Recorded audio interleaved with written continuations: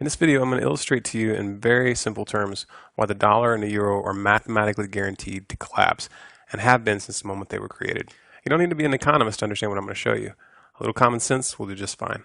The dollar and the euro are debt-based currencies created by the Federal Reserve and the European Central Bank. Now, these central banks, while masquerading as public entities, are actually made up of a consortium of the most powerful private banks in the world. When I say that the dollar and the euro are debt-based currencies, what this means is that dollars and euros are loaned into existence. Central banks create money out of thin air by loaning money that does not yet exist to their respective governments. Since the vast majority of money in circulation is now digital, such an operation doesn't even require the printing of physical paper. Money and the debt that accompanies it is simply typed into existence.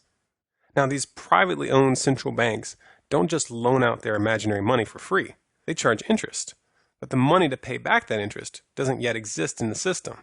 Since all money is created this way, there's always more total debt plus interest to be paid back than there is money. This forces governments to constantly return to those banks for more loans, which create more money and interest. This is obviously a Ponzi scheme, and like all Ponzi schemes, it can only work for so long.